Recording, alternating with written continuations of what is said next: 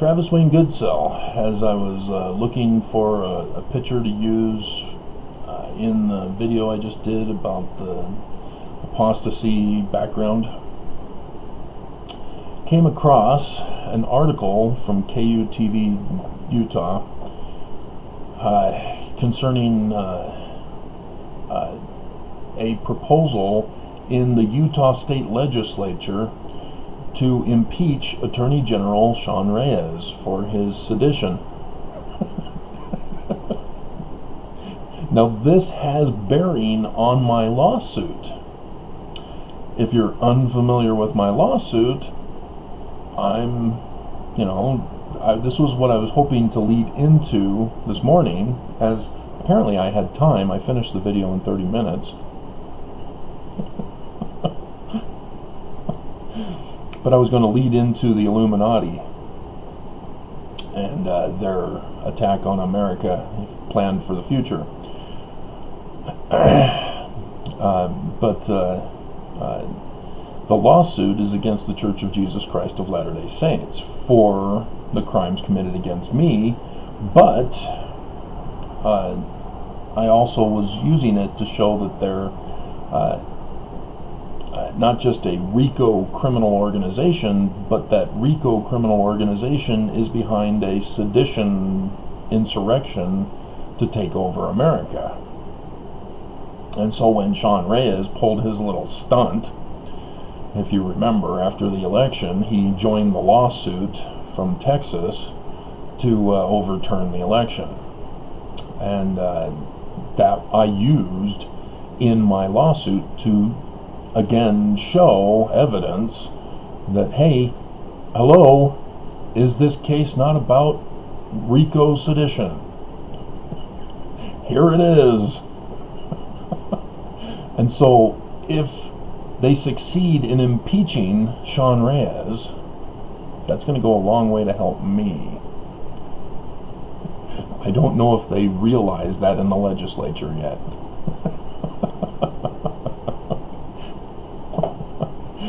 See, listen to Representative Andrew Stoddard. He said, Reyes has worked shamelessly to undermine our country's election results. That's insurrection. He doesn't say the word. Stoddard, let's see. Here we go. Here's his statement. He has put the aims of special interest groups above the voters who elected him. His involvement with RAGA, the Republican Attorneys General Association, has been very concerning, given their role in inciting the domestic terrorism, MAGA, RAGA, that occurred at our nation's capital on January 6th. And I also used the Book of Mormon in my lawsuit, by the way. I'm coming right out. It's coded. We were warned the church is not following the Book of Mormon. Thus they're against the Book of Mormon, thus against America. Reyes has not provided clear answers to his involvement with any of this. Of course he hasn't. They never do. Nobody admits guilt. That's only for the movies and the TV shows. Oh, here's my motive. So that you have cause, which you don't need motive to make an arrest, but God. It's all for entertainment purposes that you get a motive. You know, if the law was broken, boom, away you go. You're punished, whether through a fine or a prison sentence of some kind. They don't need a motive. They don't care. Nobody cares. It's not necessary. And so the act of the Attorney General alone is enough. We don't need his motive. We don't need him to explain himself. They'll try to do it in a court of law, maybe. I was just following orders. Yeah, no, that doesn't count anymore. You can't just claim following orders, because you're not allowed to follow corrupt orders. That's now a law. And so, yeah, that Texas petition, awesome. Little late, Stoddard. I mean, when were you put in? Like the 3rd or something?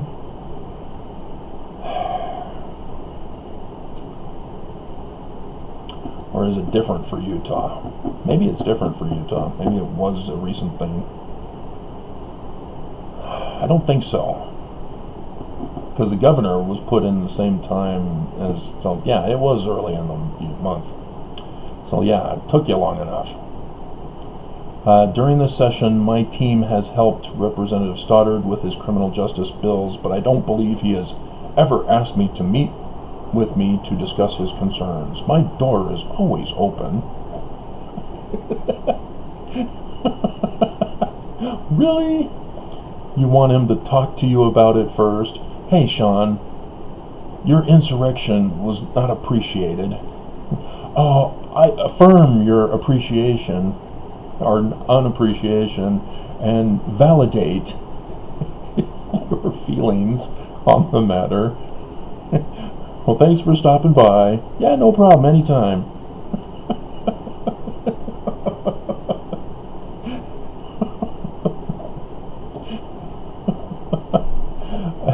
He says, I read his statements that he provided, and I felt like they were just really lacking. Oh, that was Stoddard who's talking about Reyes. Okay. That would have been funny if it was Reyes' response. I don't see any crime. I don't see what's wrong about insurrection against America. No blood, no foul. Oh, there was blood? Well, no foul.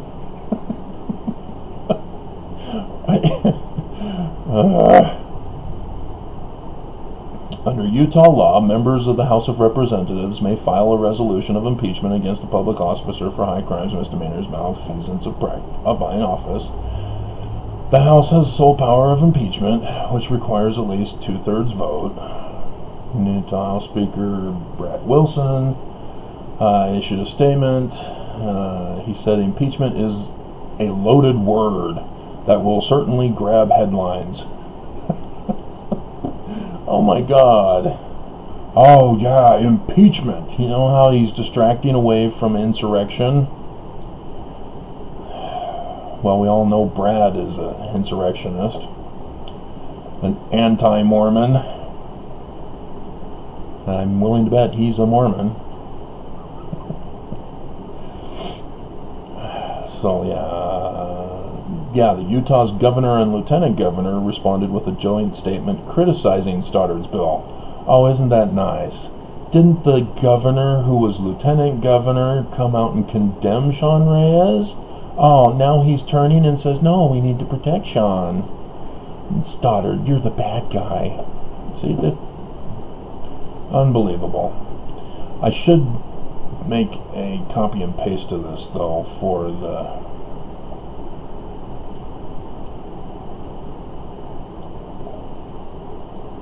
lawsuit, unless I'm being hacked right now.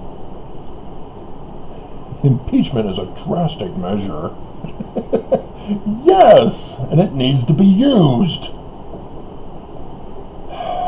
God.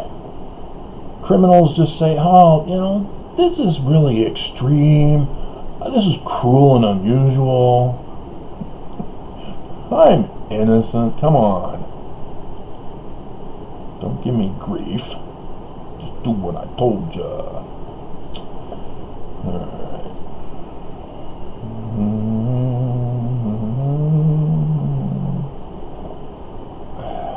So, I don't know Stoddard. I don't know his position. I don't even know Brad Wilson.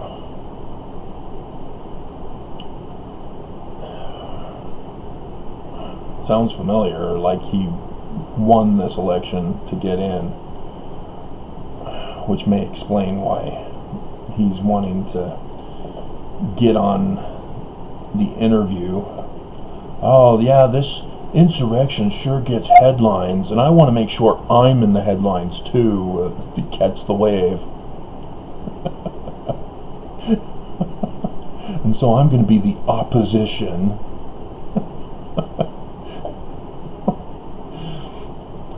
And it's okay to be an insurrectionist, right? Okay.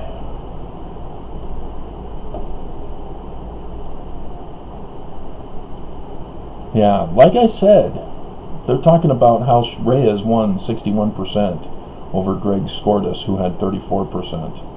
And I'm wondering if that is being brought up because Skordas would then take over for Reyes, whereas versus another Republican to fill in. That would be interesting.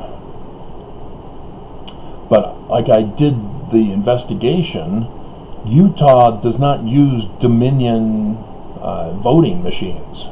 You know, the one that Trump said were fraudulent because they voted against him.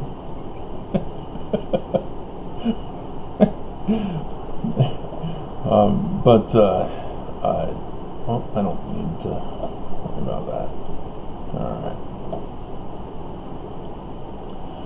But the ones that Utah used was through a different company that we've been using the whole time from the beginning of voting machines. When I first realized, oh, no, you cannot hook them up to the internet because it's subject to hacks. And sure enough, they actually had groups of contests bringing in hackers to this convention thing where they would see if voting machines and other sites and such could be hacked, and thus help these various voting machine companies and businesses with their security systems. And it was like a 12-year-old boy, 14-year-old boy, something like that, who hacked Utah's voting machines in under 2 minutes. That's how bad our voting machines are. And so then you have Utah, who we all assume is alt-right red. It always seems to be that way, election after election after election, before the voting machines even were put in. And so as the voting machines are put in, alt-right red, etc., continues to dominate. However, other amendments to our Constitution and other amendments are put in asking Utahns about certain issues. Gay marriage, marijuana, medical marijuana, and such like that. These are liberal talking points, liberal issues. And yet, for each of those, despite the leadership remaining alt-right, a majority of Utahns were voting for gay marriage, for medical marijuana, which the church stepped in on that one. The church was opposed. The church is alt-right, if you hadn't figured it out by now. You know, the whole inverted pentagram, that's what it means, guys. That's why Republicans have the inverted pentagram since Nixon's campaign. They flipped it upside down to make it inverted. It's the sign and symbol of the Illuminati, which is the other video I wanted to get to. And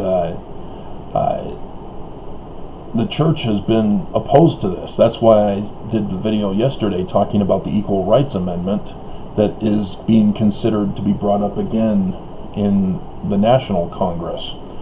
And I mentioned that the church will most likely come out with their opposition against it with the same old arguments that they had back in the 60s or whatever.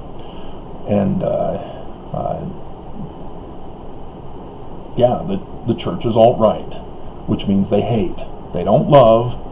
If you're alt-right, you hate. Period. End of story. No debate.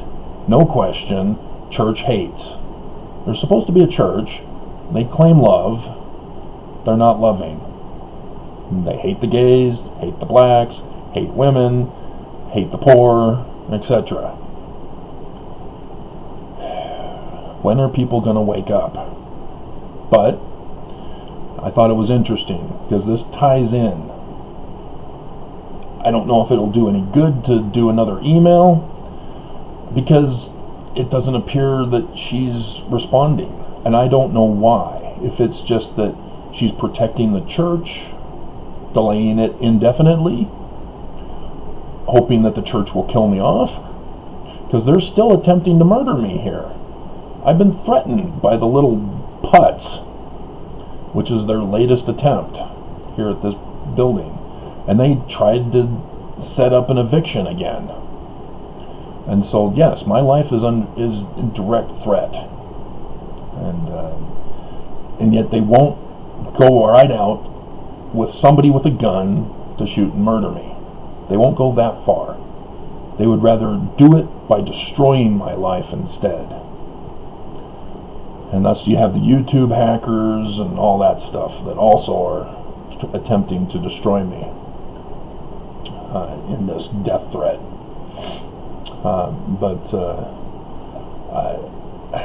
My hope is that because it's so obvious that the church is guilty, that the seriousness of it has to be brought up by the Attorney General. In the RICO statute, it says the Attorney General of the United States of America has to be in charge of it. We're still waiting for Merrick Garland to go before the Senate committee to be voted on. And there's already word that it's not going to be until February 8th, I think, when he'll be brought up, and that's when the impeachment's supposed to begin. And so, very concerning that I have to wait if that's what she's doing. Because if you remember, when I first filed in the beginning of this second lawsuit, Magistrate Judge Bennett was the one in charge of reviewing and approving. It took him 2 weeks to approve. And that was when William Barr came out during that time period. And remember, this is a RICO sedition. I'm the one who brought up sedition. Before the sedition. Before Barr brought up, hey, we can charge these protesters with sedition. And I'm like, what? I just filed a lawsuit about sedition. I'm waiting for its approval. And here you are over the weekend saying that prosecutors should consider sedition charges. Huh. And yeah, that's what's supposed to be done with RICO cases. And it appears that Barr, in fact, rejected the filing of sedition charges against the church for the RICO sedition as criminal charges. And that I'm hoping, because the other Utah Mormon justices are denying my case. That's what this second one is about, is that I had the evidence in the first case, and they just said, nope. Nope. You followed the pro se litigant guide, Travis. That's illegal. What? What process am I supposed to follow then? Well, there is none. You automatically lose. You don't get to protest. You don't get to petition the government for a redress of grievances when it's the church. And so, yeah, this second one steps it up a notch. Okay, you're going to play this game? You now are in this count. And so Jenkins, what does he do? Oh, yeah, dismissed. Okay, Judge Jenkins, you want to play too? The amended complaint that you allowed me now includes you. And the whole thing involves the debate over whether the pro se litigant guide is the proper filing process or isn't it. Because that's what the defense counsel keeps saying. No, he doesn't have a claim upon which relief can be granted.